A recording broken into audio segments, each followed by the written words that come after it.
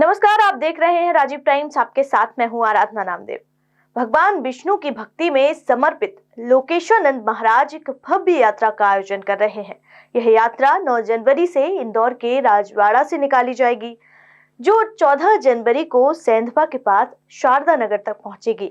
इस दौरान लोकेशानंद महाराज ने सनातन धर्म को लेकर अपनी राय राजीव टाइम्स से साझा की है। देखिए हमारी खास रिपोर्ट।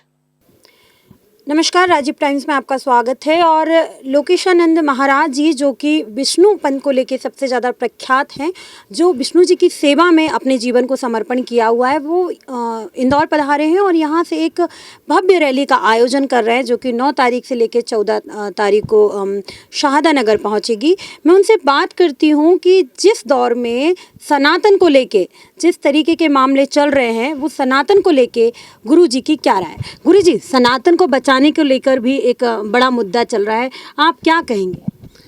देखिए, सत्य सनातन तो आकाश की तरह स्थापित है और बात यह है कि उसको बचाना तो चाहिए ही, क्योंकि वो हमारी मूल संस्कृति है। तो वो मूल संस्कृति हर मनुष्य के मन मस्तिष्क में उसके जीवन का एक भाग होनी चाहिए, उसकी जीवन शैली का भाग होनी चाहिए, उसकी आस्था श्रद्धा उस सनातन में होनी चाहिए। तो इसको बचाने के लिए जो भी लोग प्रयास कर रहे हैं उन्हें करना चाहिए, क्योंकि ऐसी श्रेष्ठ और महान संस्कृति इस संसार में कहीं है नहीं। इस धरती पर धर्म अगर कहीं है तो हमारे भारत भूमि पर है। तो ये बहुत अच्छी बात है। जो भी उसके लिए जिस स्तर पर प्रयास कर रहे हैं, जिस ढंग से प्रयास कर रहे हैं, उन सबको साधुवाद और धन्यवाद है। देखिए, भगवान के बारे में सुना जाता है, हमारे यहाँ अनेक भगवान है लेकिन रूप तो एक ही है। लेकिन विष्णु भगवान का जो मैं प्रवचन कहूँ या कथा कहूँ, बहुत कम सुनने को मिलती है। और आप जो हैं विष्णु भगवान के ही आराध्य हैं और आने समय जो अवतार होगा, कल की अवतार, उन्हीं का एक रूप होगा। तो क्या कहेंगे लोगों के लिए? देखिए, ऐसा है, सर्व विष्णुमयम जगत जंगमः चेदम जगन्नारायणोद्भवम। मतलब इस जगत में जो भी जंगम अजंगम है, देवता अवतार आदि सभी कुछ विष्णु भगवान से ही प्रकट हुए हैं। तो मूल स्वरूप जो है वो तो शाश्वत सत्य है। वो अजन्मा होने से उनकी कोई जन्म की कथा नहीं है, उनके माता पिता है नहीं, कहीं रिकॉर्ड है नहीं, तो वैसी कथाएं इनकी सुनने को नहीं मिलती है। तो शाश्वत सत्य है, ये तो त्रिकाला बाधित सत्य है। इस तत्व को ध्याया जाता है, इस तत्व को पाया जाता है। इसकी कथाएं चर्चाएं करने का काम नहीं है। जिसको सत्य पाना है वो विष्णु भक्ति करता है। वासुदेव सर्वमिति स महात्मा सुदुर्लभ। इस संसार में वो महात्मा दुर्लभ कहा जो विष्णु भगवान सब कुछ है ऐसा मान के अंत में उनकी शरण में भक्ति में लग जाता है। तो अन्य अन्य अवतार भी उन्हीं के हैं। अल्टीमेटली कहीं ना कहीं लोग उनके ही पराक्रम को उन अवतारों में सुनते हैं, उनकी लीला चरित्र सुनते हैं। तो ऐसा है। बाकी अभी इस पंथ के माध्यम से मूल स्वरूप की भक्ति लोग करें, ऐसा हम लोगों को प्रेरित कर रहे हैं। जो यात्रा निकाली जा रही है 9 तारीख को, जो शारदा नगर है, वहाँ पर मंदिर का निर्माण हो रहा है, जहाँ पर भगवान विराजमान होंगे। उस यात्रा का जो एक रैली रहेगी, वो किस प्रकार होगी, किस तरीके के लोग रहेंगे, कितने लोगों की संख्या रहेगी? देखिए, ये बहुत से विष्णु भक्त देश विदेश से इस महायात्रा में नारायण की सब सम्मिलित होने के लिए पधार रहे हैं। और 9 जनवरी को राजवाड़ा से इंदौर से भगवान प्रस्थान करेंगे। माँ अहिल्या देवी की ये पावन नगरी है और बहुत सौभाग्यशाली नगर है इंदौर तो। और यहाँ पर जो है भगवान राजवाड़ा पर विराजमान रहेंगे। 1-2 घंटा वहाँ जितने भक्तजन दर्शन करेंगे। बाकी मार्ग से वाहन के माध्यम से यात्रा जाएगी। 225 किलोमीटर है यहाँ से शारदा धाम, और हम 2 रात्रि विश्राम करते हुए और फिर वहाँ भगवान को लेकर के पहुँचेंगे। कहाँ कहाँ होते हुए जाएगी ये यात्रा, किन, और रास्ते में आपके कुछ भक्त मंडली भी होगी जो इनका स्वागत करेगी आपकी यात्रा को, उनके बारे में कुछ बताएंगे? देखिए, पूरे मार्ग में बड़े उत्साह से नारायण के दर्शन के और स्वागत के लिए विष्णु भक्त आतुर हैं और जगह जगह पर स्वागत के लिए वो सब व्यवस्थाएं की जा रही हैं। तो राऊ है, महू है, मानपुर, पीथमपुर, ये सभी दूर होते हुए धामनोद करके फिर सेंधवा पहुंचेंगे। सेंधवा में भी भगवान रात्रि विश्राम करेंगे और 11 तारीख को दोपहर 2 बजे शारदा में नगर प्रवेश करेंगे। गुरुजी, मंदिर में 14 तारीख को विराजमान होंगे भगवान। उनकी मूर्ति जो रहेगी वो उसमें क्या विशेष और क्या एक बात होगी जिसके लिए लोग दर्शन करें? क्योंकि इस तरीके की मूर्तियां हम बहुत कम देखते हैं, ऐसे मंदिर कम देखते हैं। हम ज़्यादातर महादेव का परिवार, शंकर भगवान, कृष्ण जी और राम जी जो हैं सनातन। यदि इस समय मैं बात करूं करंट की, तो इस समय जय श्री राम के नारे सबसे ज़्यादा हैं। उसी बीच आप विष्णु जी को लेकर आए हैं। हालांकि भगवान तो हमेशा एक ही रहते हैं, लेकिन ये जो काल चल रहा है वो कहीं ना कहीं जय श्री राम का ज़्यादा है। देखिए ऐसा है कि जो पेड़ होता है ना, उसका मूल, उस मूल से ही वो पेड़ जीवित होता है, लेकिन वो मूल ऊपर दिखता नहीं है। ऊपर शाखाएं दिखती है, पत्तियां दिखता है, ऐसा होता है। इसलिए जो कुछ भी ऊपर आप देख रहे हैं सनातन के रूप में, उस सबका जो मूल है वो विष्णु भगवान है। तो मूल हमेशा जमीन के अंदर रहता है, वो दिखाई नहीं देता है, लेकिन मूल को सींचना चाहिए। हम अगर पिचकारी लेके पेड़ के पत्तों पर मारेंगे, फलों पर मारेंगे, तो उस पेड़ को सिंचित नहीं कर सकते, हमें मूल में जल देना पड़ेगा। तो इसलिए ये श्री नारायण जो है, सभी सर्वविदित है कि विष्णु भगवान सब कुछ है और महालक्ष्मी जी सब कुछ है। हमारे सनातन में सुबह उठ के पहला स्मरण ही लक्ष्मी का है, कराग्रे वस्ते लक्ष्मी। दूसरा, हमारा जो दीपावली का सबसे बड़ा पर्व है सनातनियों का, उससे बड़ा तो कोई पर्व नहीं है, वो लक्ष्मी जी को ही समर्पित है। ठीक है, ये चीज़ें ये बताती है कि सर्व विष्णुमयम जगत, विष्णु शक्ति परा प्रोक्ता, विष्णु भगवान परम है ना। तो ये पत्ते और शाखाएं ऊपर दिखती है, वो मूल है जिससे ये सब भी शक्तिमान है और ये संसार को दिखाई दे रहे हैं। तो सबका मूल नारायण है। गुरुजी, मूर्ति के कलर के बारे में आप मुझे बताएंगे कि मूर्ति का कलर कैसा होगा, और जो आपके पास विराजमान है क्या इसी तरीके से मूर्ति वहाँ देखने को मिलेगी? जी बिल्कुल ऐसे ही स्वर्णिम आभा है भगवान की, और चूँकि पंच धातुमय स्वरूप है, और ये जो स्वरूप बनाए गए हैं इसमें सोना, चांदी और जो है तांबा और जस्ता और रांगा, ये 5 धातुएं इसमें मिश्रित हैं। तो पंच धातुमय स्वरूप है वो, तो उनकी स्वर्णिम आभा है और बहुत दिव्य स्वरूप है। मानो पूरे संसार के अंदर आज तक ऐसे सुंदर विष्णु भगवान के स्वरूप किसी ने पंच धातुमय इतने बड़े और ठोस स्वरूप का कहीं दर्शन नहीं किया होगा। भूतो न भविष्यति, ये ऐसा कार्य हो रहा है। इस विशेष मूर्ति की प्रक्रिया कब से चालू है?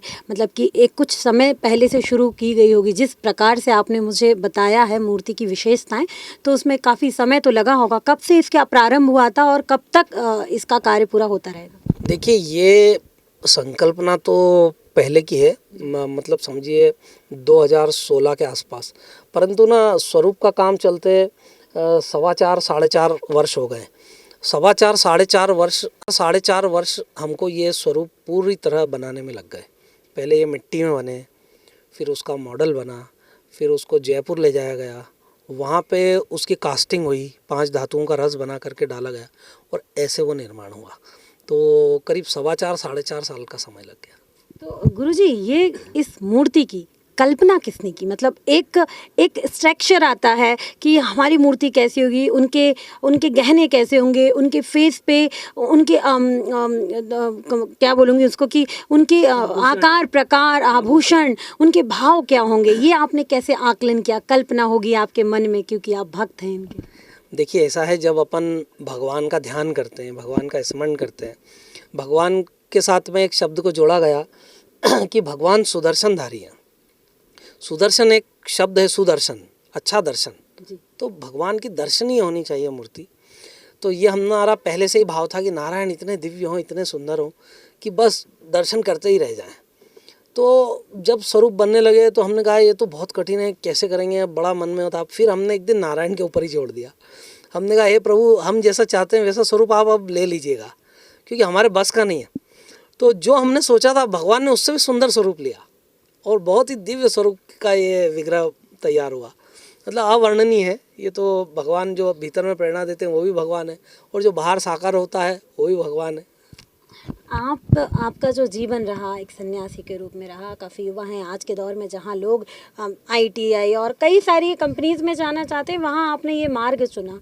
और तो आपके जीवन की कुछ बातें हमें बताइएगा कि इस जीवन की शुरुआत जो हुई, सन्यासी जीवन की शुरुआत कहाँ से हुई, प्रेरणा कहाँ से मिली, या पढ़ा या कैसे क्या हुआ, किसी ने बताया कि आपको ये करना चाहिए, आपका मन, रुचि, दिल आपका ईश्वर में ही समाहित रहा? देखिए हमारी परंपरा तो गृहस्थ परंपरा है, हम भी गृहस्थ हैं।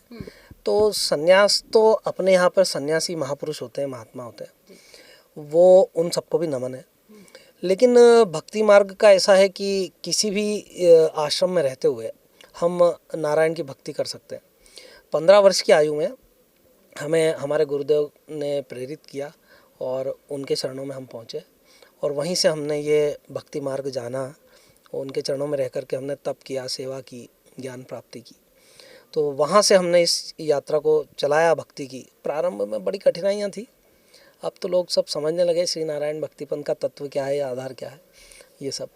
तो आगे भी जो है भगवान जब कृपा करते हैं तो हमें इस मनुष्य जन्म में, इस प्रपंचमय संसार में उनकी याद आती है। अपने सोचने से नहीं किया जा सकता।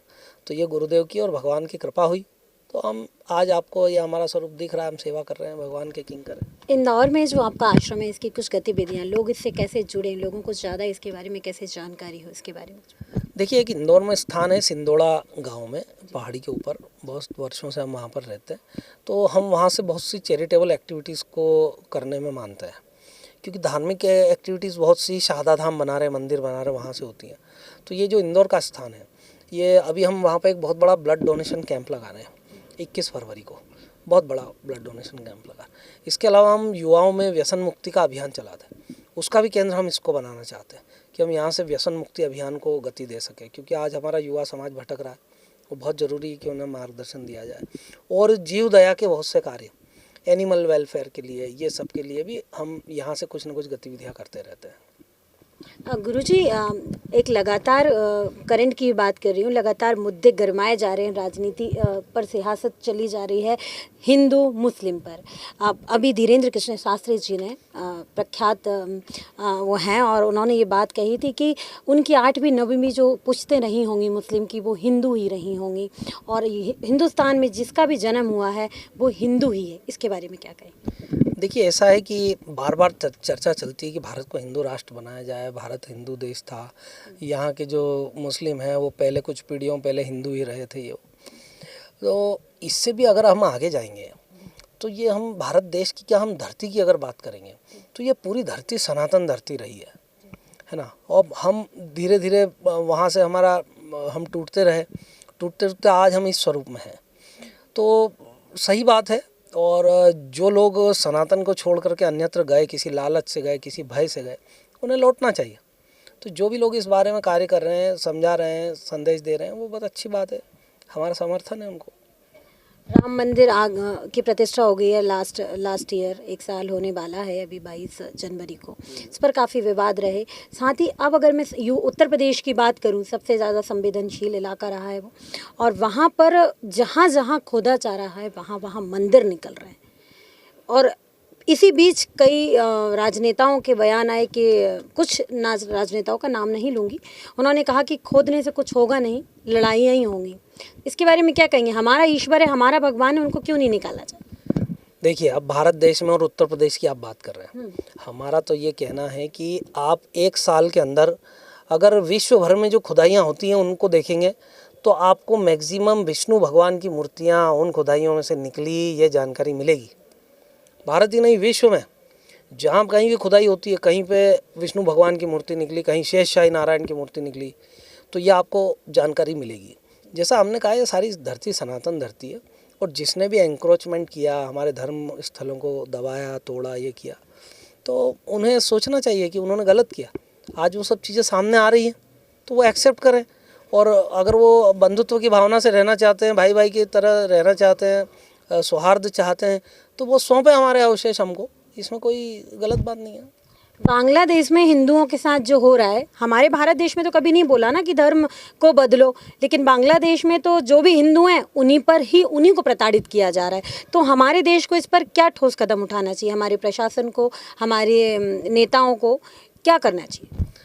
देखिए, वो जो सीमा पार की बातें हैं, वहाँ पे एक लोकतंत्र है, और वो सब इसी कारण से वो लोकतंत्र पूरा तहस नहस हो गया, नष्ट भ्रष्ट हो गया, क्योंकि ले दे करके एक ही काम है, कन्वर्जन करो और हिंदुओं को प्रताड़ित करो, ये करो। तो मानवता को जहाँ पर तकलीफ देगी वहाँ कोई भी मानव सुखी नहीं रह पाएगा। तो हमारा यही कहना है कि भारत देश में इस तरह के उपद्रवी ना आए, हम अपनी सीमाओं को सुरक्षित करें, और बिल्कुल ये सुनिश्चित कर दें कि कोई भी अनचाहा व्यक्ति वो हमारे भारत की सीमा में प्रवेश नहीं करे। हमारे इस देश की सुख, शांति, समृद्धि और संस्कारों को खराब हम नहीं करना चाहेंगे। गुरुजी, हाल ही में भोपाल, बिल्कुल बस आखिरी क्वेश्चन गुरुजी। भोपाल का कचरा मेरा विषय नहीं है। नहीं, आपका कचरे का आपका विषय नहीं है गुरुजी, बस गुरुजी 1 मिनट। गुरुजी, उसमें बात ये है कि वो जो कचरा है आपके आश्रम से कुछ दूरी पर है, और बात कर रही है जलाई जाने की। तो बात यह है कि आप प्रशासन के लिए क्या कहना चाह रहे हैं? क्योंकि हालांकि अभी तो बात यह है कि लोगों ने विरोध इतना किया कि सरकार ने अभी उस कचरे को जलाने से रोक लिया है, लेकिन क्या फैसला आता है ये हमको आपको किसी को नहीं पता, लेकिन आप उसके लिए प्रशासन को कहना क्या चाहते, क्योंकि है हमारा विषय ये देखिए कि ये जो विषय आपने उठाया, किसी भी विषय के ऊपर आदमी की स्टडी होना, चिंतन होना, पूरी जानकारी होना चाहिए।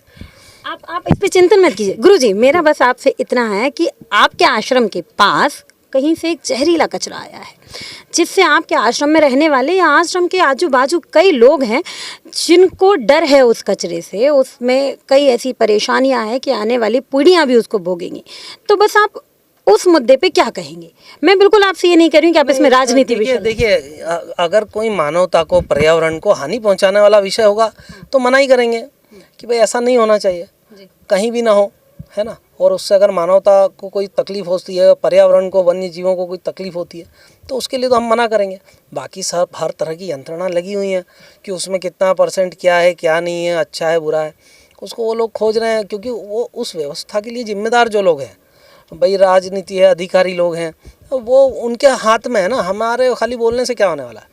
लेकिन फिर भी हम ये कहेंगे कि वो हर बात को, हर बिंदु से उस पर नज़र रखें और जैसा सबके लिए अच्छा हो वो करें।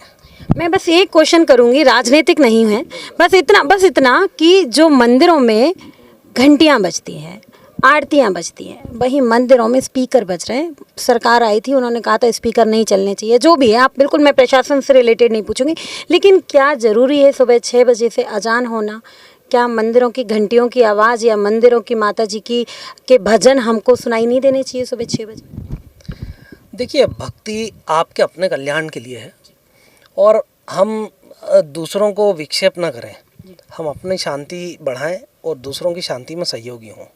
ये सबसे पहले श्री नारायण भक्ति पंथ का ये सिद्धांत है। तो जिनका भी भक्ति मार्ग है, अगर किसी ऐसे स्थान पर जहाँ सब अलाउ करते हैं तो वो बजाएं, और कोई अलाउ नहीं कर रहा है तो वो मानवता के नाते वहाँ पर उसको कम करें, उसको बंद करें। ऐसा तो जहाँ जैसी आवश्यकता हो ऐसा रखें। और अगर किसी को विक्षेप होता हो तो ये अधर्म है, चाहे वो धर्म का स्वरूप दिखता हो, लेकिन अगर किसी को परेशानी है तो अधर्म है। तो देखिए, गुरुजी का साफ कहना है कि जिसको परेशानी है वो अधर्म है, और जो सनातन से जुड़ा है, क्योंकि हम भारत के निवासी हैं और सनातन को जो भी जुड़ा है उसको ईश्वर की भक्ति करनी होगी। वहीं मैं अगर बात करूं, जो मंदिर बन रहा है शाहदा नगर में विष्णु जी का, वो वहाँ की जो मूर्ति है अलौकिक है, पंचधातु से बनी है और ऐसी मूर्ति कहीं देखने को मिलती नहीं है। जैसा कि गुरुजी ने बताया, वो एक अलौकिक मूर्ति है और ऐसे में विष्णु जी के दर्शन करने चाहिए, क्योंकि मंदिर विष्णु जी के आप देखेंगे तो बहुत कम नज़र आएंगे। मैं यानी ऋतु साहू को दीजिए इजाज़त। नमस्कार। राजीव टाइम्स।